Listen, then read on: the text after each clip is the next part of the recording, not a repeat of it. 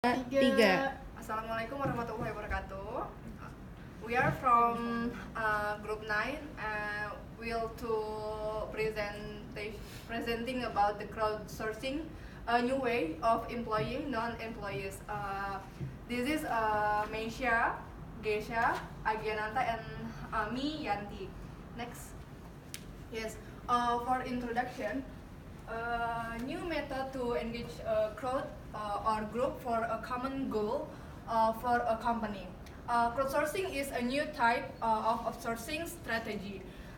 Organization must determine how best to use the resource and capabilities that non-employees provide without compromising any intellectual or human capital that represents their own strategic advantage.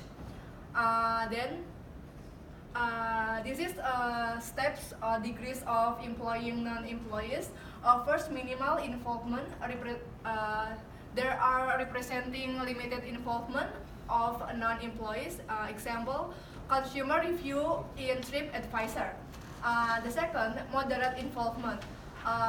There are collect external information about organization, their products or services. Example, surveys, interviews, focus group discussion, and etc. Third, substantial involvement. There are organizations providing a service experience that the consumer do something. Example, ordering from restaurant. The fourth, extensive involvement or crowdsourcing.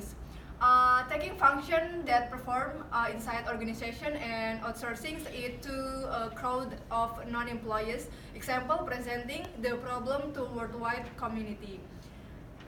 Yes, this is crowdsourcing. What's benefits from the crowdsourcing?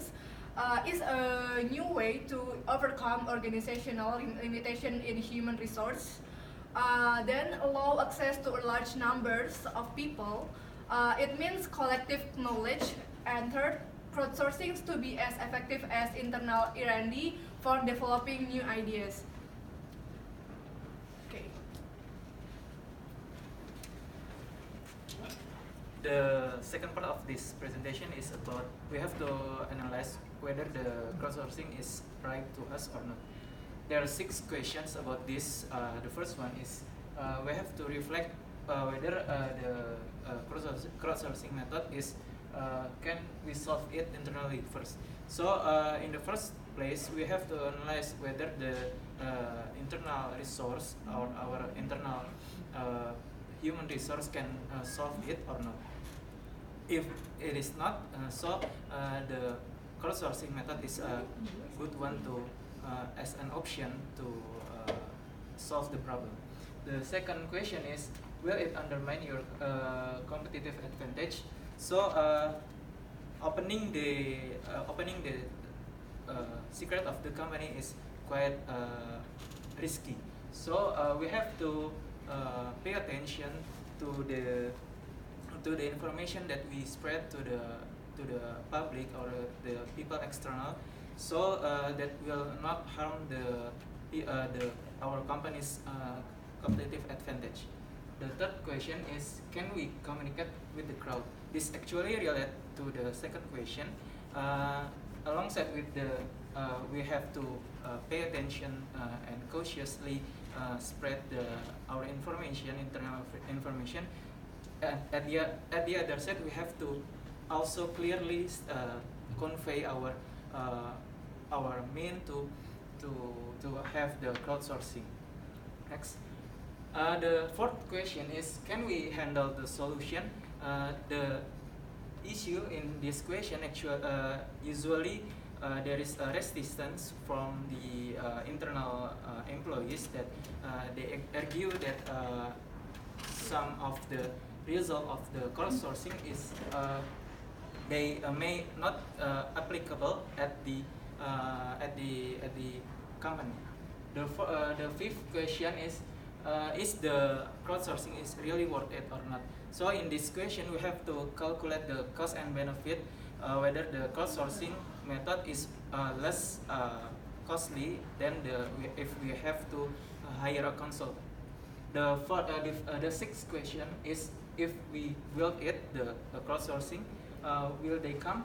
So in conducting the crowdsourcing, we have to really pay attention to the respondent as the source of the crowdsourcing method. So there's the respondent is the expert one, so the result is become more reliable than if we have to hire just general people. So next. Okay. So after we know if it's really need or not to found the crowdsourcing, then the next one is to finding the right crowd. And as we know that there are three components in this crowdsourcing. The first one is the organization itself. The second one, the platform, and the third one is the crowd. The platform, which meets the needs of the organization, and the crowd that organization needs. Next. The platform.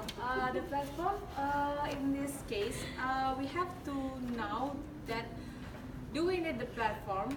Do we have to own the platform? Do we have to establish the platform, or we use the intermediary?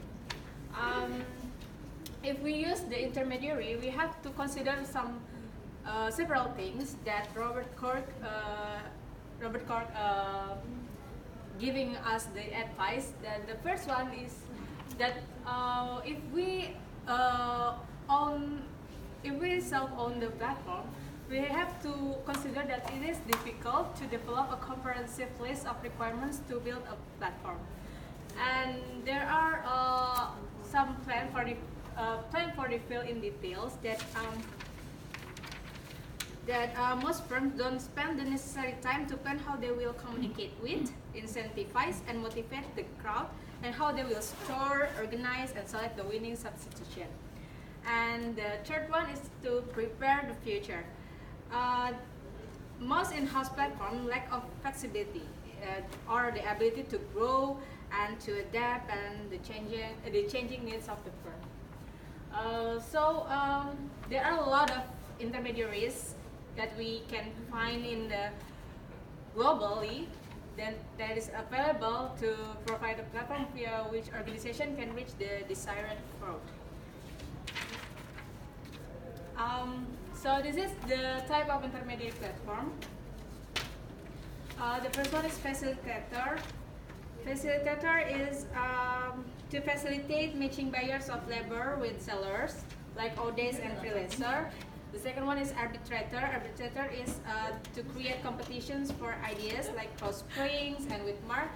The third one is governor. The governor is to oversee project performance and certify quality like Aperio and UTES. The fourth one is the aggregator, to combine tests for crowd performance like mechanical Turk and Cloud Factory. And there's also a successful internally developed platform like such as IBM's AutoWorks and Dell's Idea Store. Next. So after we find the platform, we have to examine the crowd. The crowd must be ready first. There are several ways to identify ready participants through available paths, like intermediaries or existing customers or large-scale advertising to targeted markets exists to reach the right potential participants. The second one, after we found the ready crowd, we have to incentivize the crowd, so they're willing to help us. They're interested to help our organization. The third one, after we incentivize, we have to make sure that they are able to solving the problem that we have in this organization. Next is, what is recommendation for company to do this crowdsourcing? first one is select the right champion. Right champion is like the leader who will lead the crowdsourcing, and he or she need managing people, managing skill, communication skill, and also project management skill. The second one, ensure the right champion has the right resources, not only buy-in from organizational leaders, but also they have to key support from procurement staff and legal department. The third one is know the crowd. Crowds may vary in knowledge, skills, and abilities, so it needs human resources management.